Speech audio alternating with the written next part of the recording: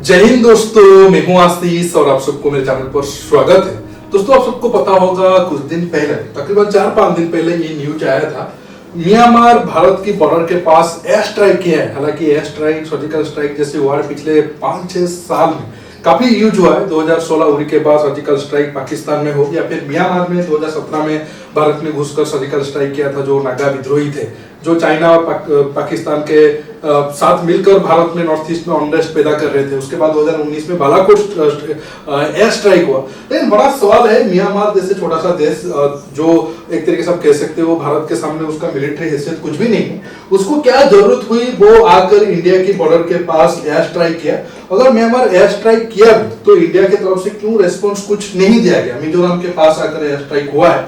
अगर आप Chinese media के हिसाब से देखोगे, उनके हिसाब से भारत को डबल झटका लगा है। पहले तो वो ये क्लेम कर रहे हैं कि उस जो एयर स्ट्राइक में 3 F-17 जेट इस्तेमाल हुए थे और कुछ हेलीकॉप्टर इस्तेमाल हुए थे। और बड़ा सवाल ये है, अगर म्यांमार के एयरफोर्स अगर इस एरिया में एयर स्ट्राइक करता है, अगर हमें ये बात पता नहीं चला, मतलब इंडियन एयरफोर्स हो या फिर हमारा जो मिसाइल डिफेंस सिस्टम इस्तेमाल हुआ हो, इस एरिया पर तैनात हुआ है, तो ये बड़ा प्रॉब्लम हो जाएगा, क्योंकि आगे जाकर चीन इस रूट लेकर नॉर्थ ईस्ट में घुस सकता है। तो बड़ा सवाल है, तो हमारा राफेल, सुखोई या फिर हमारा मिसाइल डिफेंस सिस्टम क्यों उन्हें रिस्पॉन्स नहीं किए? और चीन भी ये कहना है कि उस अटैक में जो लोग मरे थे, जो म्यांमार के दुश्मन हैं, उनको भारत सपोर्ट भी करता है। ये सारे सवाल पर दोस्तों मैं आपको डिटेल्स में बताऊंगा। जानने के लिए आप आखिर तक के वीडियो को देखते रहिए और ज्यादा से ज्यादा लाइक शेयर करना बिल्कुल मत भूलिए।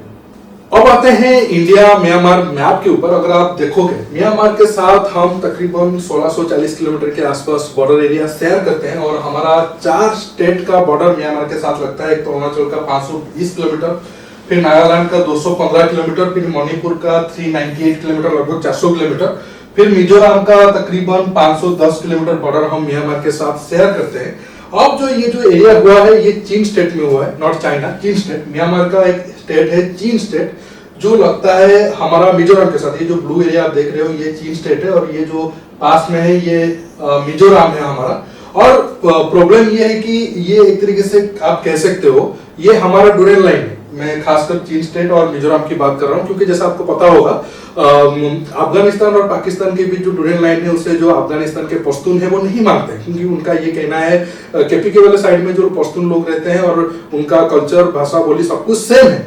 इस हिसाब से ये जो बीच में तो बॉर्डर आ गया है, लेकिन चीन स्टेट में जो लोग रहते हैं और मिजोरम में जो लोग रहते हैं, उनका भी एथनिसिटी बिल्कुल सेम है और उनका कल्चर और भाषा बिल्कुल सब कुछ सेम है। अंग्रेज ने डिवाइड करके आधा एरिया म्यांमार को दे दिया, आधा एरिया मिजोरम हमें इंडिया में मिल गया। लेकिन जो चीन स्टेट के लोग हैं वो कभी भी म्यांमार से खुश नहीं थे और वो हमेशा म्यांमार के सरकार के खिलाफ एक तरीके से आप कह सकते हो विद्रोह किए, क्योंकि उनको अलग एक स्टेट या कंट्री बनाया जाए।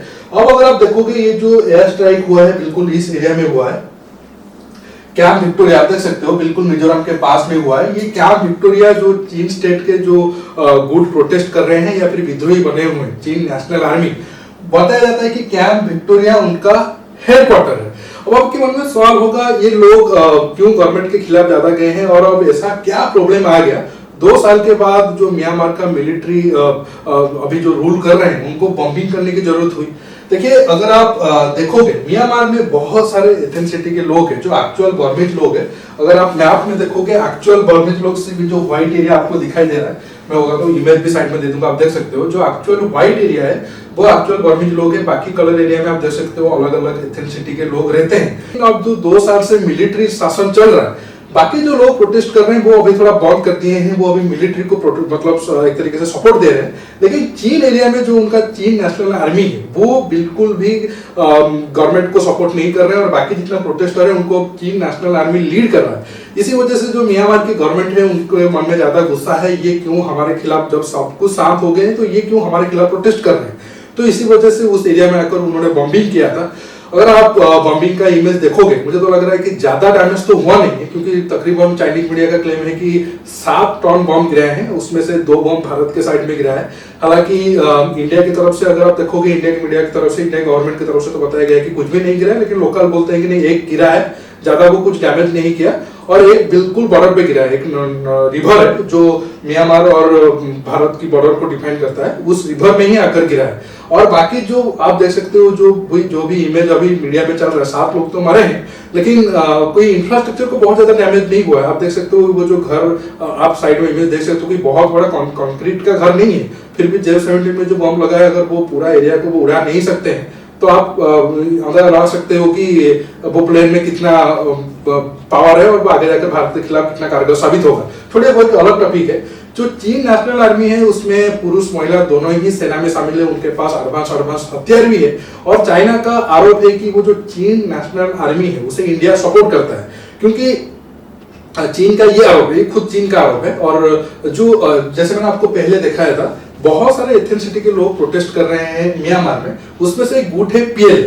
और PLA काफी इंटरेस्टिंग है क्योंकि PLA को ये चीन सपोर्ट करता है और जो PLA है वो बहुत बार म्यांमार के गवर्नमेंट के अगेंस्ट भी इस्तेमाल होता है और मैक्सिमम टाइम में वो इंडिया के खिलाफ इस्तेमाल होता है, क्योंकि PLA में जो लड़ रहे हैं या फिर जो लड़ाके हैं वो नॉर्थ ईस्ट में आकर आतंकवाद को ज्यादा बढ़ाते हैं और उनका मानना है कि नॉर्थ ईस्ट में अलग अलग स्टेट अलग अलग कंट्री होना चाहिए। लेकिन जो चीन नेशनल आर्मी है वो PLA के साथ उनका बिल्कुल भी नहीं बनता है और बहुत बार चीन नेशनल आर्मी का PLA के साथ जंग हुआ है या फिर अटैक हुआ है जिसमें PLA को बहुत ज्यादा नुकसान हुआ है।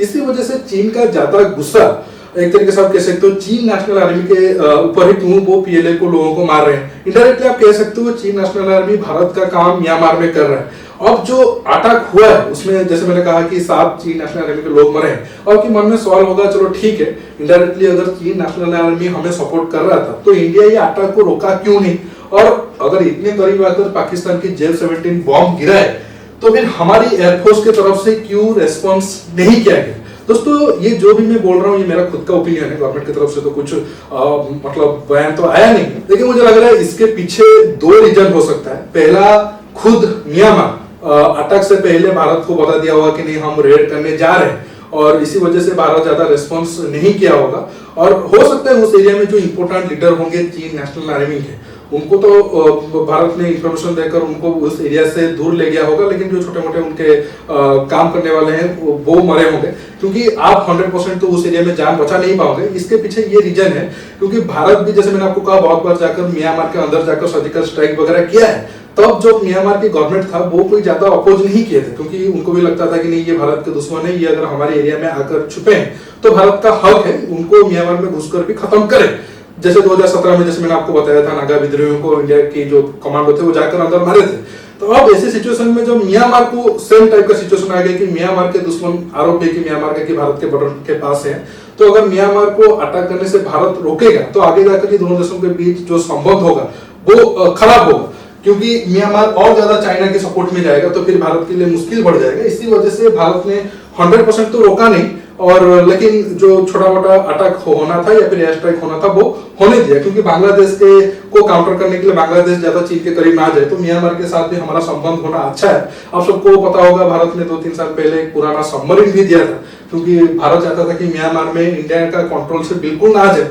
वेस्टर्न कंट्री भी बहुत बार आरोप लगाते हैं क्यों भारत म्यांमार को सपोर्ट कर रहा है, फिर भी भारत का सपोर्ट अभी भी म्यांमार को जारी है, क्योंकि ज्योग्राफिकल अगर आप देखोगे जियोपॉलिटिक्स की नजर से म्यांमार का संबंध हमारे साथ अच्छा रहना बिल्कुल जरूरी है।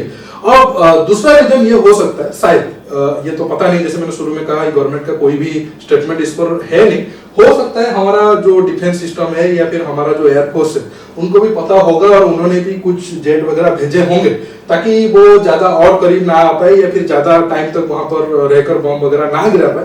वो एक्शन होना भी आप नजरअंदाज नहीं कर सकते हो। लेकिन बड़ा सवाल ये है, जब तक म्यांमार में मिलिट्री गवर्नमेंट होगा वो उनका झुकाव ज्यादा चीन के साथ होगा, जब तक डेमोक्रेटिक गवर्नमेंट नहीं आ जाता है तब तक भारत का आप कह सकते हो म्यांमार में पलड़ा थोड़ा कम भारी होगा, ज्यादा वो झुकाव उनके चीन की तरफ होगा। दोस्तों अगर आपको इस टॉपिक पर कुछ सवाल पूछना है तो आप नीचे कमेंट बॉक्स में सवाल पूछ सकते हो। दोस्तों ये वीडियो को ज्यादा से ज्यादा लाइक शेयर करने के साथ साथ आप मेरे चैनल को सब्सक्राइब करिए और सब्सक्राइब बटन के पास जो बेल आइकन है उसे प्रेस करिए ताकि आगे आप मेरे आने वाले वीडियो को मिस ना कर सके। दोस्तों रुकता हूँ, बहुत जल्द और एक नया टॉपिक के साथ मिलूंगा। नमस्कार, जय हिंद।